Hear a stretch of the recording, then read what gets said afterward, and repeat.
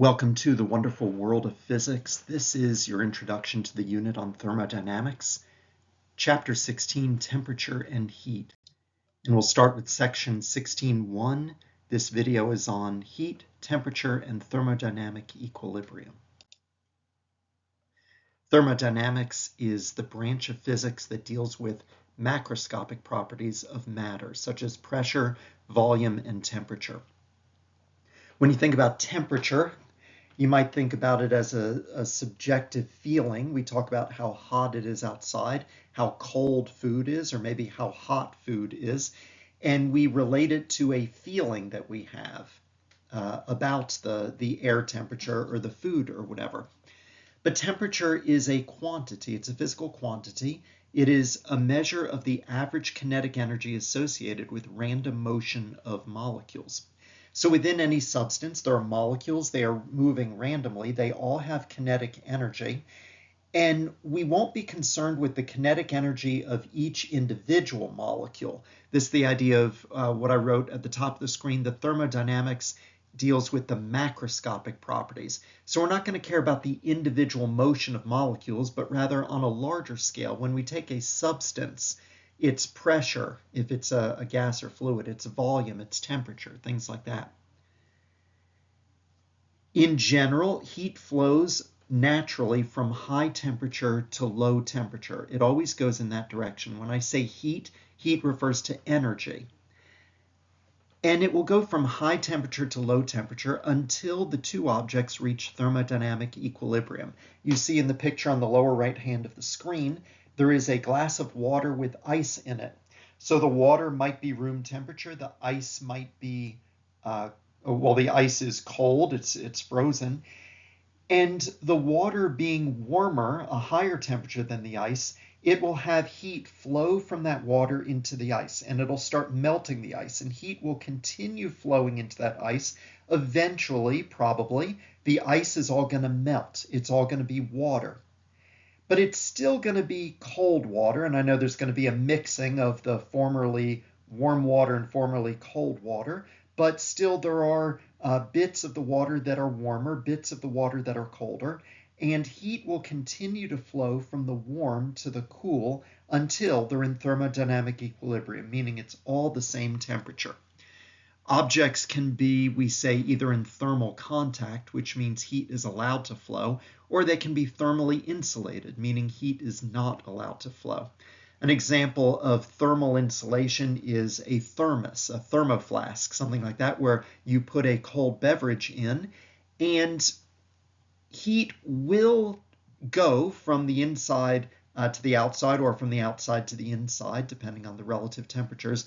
But it's a very slow process. That's the idea of insulation. It does a good job of keeping heat from flowing from high temperature to low temperature.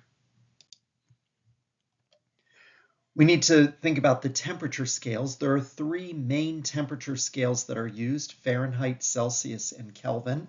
And in America, we are most accustomed to using the Fahrenheit scale. Most of the world uses the Celsius scale. But in physics and chemistry, it is very useful to use the Kelvin scale. Kelvin is the absolute temperature scale. When we think about Fahrenheit and Celsius have arbitrary zeros, meaning 0 degrees Celsius is not really zero of anything. It's just the scale that was invented by Mr. Celsius in his lab, and it had to do with the boiling point and the melting point of water, and he arbitrarily established 0 and 100 as being those. Mr. Fahrenheit had a scale, and he arbitrarily established 0 as the temperature, the low temperature of a frozen salt solution that he could make in his lab, and he arbitrarily made that as 0. And then that scale has been adjusted a little bit over the years, but we now have that 32 degrees Fahrenheit is considered the freezing point of water, 212 is the boiling point of water. But those are arbitrary scales. You can take them down to the lowest possible temperature, what we call absolute zero. That's, as you can see on the down below the picture at the bottom of the screen, negative 273.15 degrees Celsius is absolute zero. Negative 459.67 degrees Fahrenheit is absolute zero. But the Kelvin scale is useful because 0 means 0. It's not arbitrary. It means the lowest possible temperature, and you can't get any lower than that 0. And later on, we'll talk about why it's true that there is a lowest possible temperature, why you can't get any lower than 0 Kelvin. In this class, we're going to need to be able to translate, to convert between the different temperature scales. So you should know, as you can see on the third line on the screen, if you want to go between Celsius and Kelvin, you just take Celsius and add 273.15. Or if you want to go from Kelvin to Celsius, just subtract 273.15. Above the picture, you can see the different conversions between Fahrenheit and Celsius. So Fahrenheit is 9/5 Celsius plus 32, and Celsius is 5/9 Fahrenheit minus 32. And make sure when you're doing that, you notice the parentheses, it's 5/9 of the difference of Fahrenheit minus 32.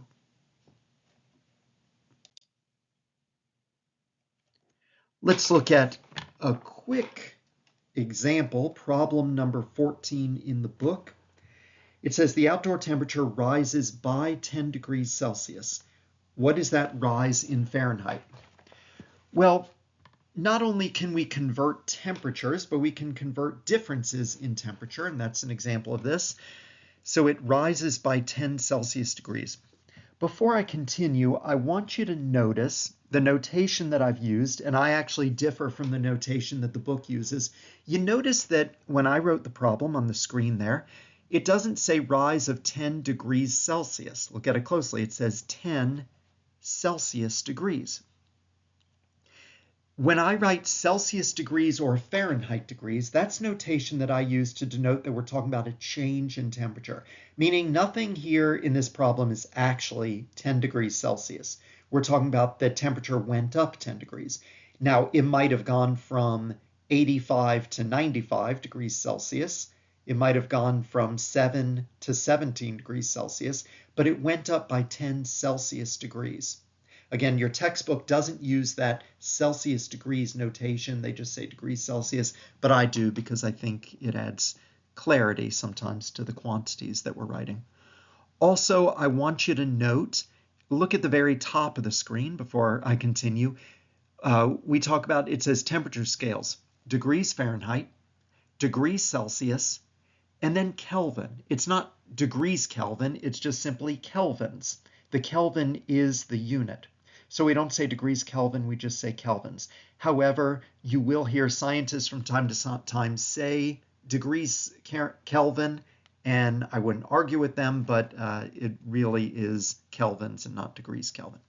Okay, let's get on with problem number 14.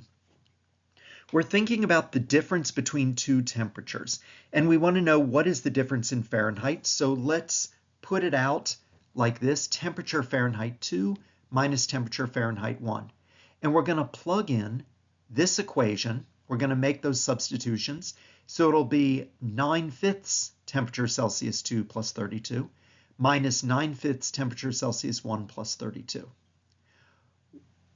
When you simplify this, the 32's subtract away, and we simplify it, and it's 9/5 of temperature Celsius 2 minus temperature Celsius 1, which becomes 9/5 of 10 Celsius degrees. So it's a rise of 18 Fahrenheit degrees.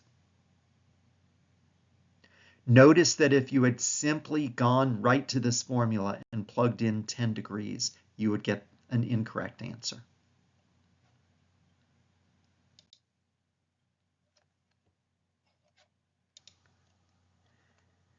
Up through much of the 18th century, scientists considered heat to be a fluid, a material fluid, and they called it caloric, which reminds us of the word calorie.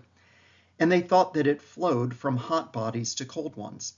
In the late 18th century, working in a cannon factory to support the war efforts in Europe, the scientist Benjamin Thompson observed that essentially limitless amounts of heat being produced in the boring of a cannon. When he saw that, he concluded that heat was not a conserved fluid because it kept on coming and it kept on coming. Thomson instead suggested that heat was associated with mechanical work done by the boring tool itself. So in the next half century, a series of experiments confirmed the association between heat and energy. James Joule, for whom the unit, the joule, is named after, in the 19th century, he quantified this relationship between heat and energy. So when we define heat, we think of it as energy transferred from one object to another due to a temperature difference. That is the end of section 16.1. Have a great day.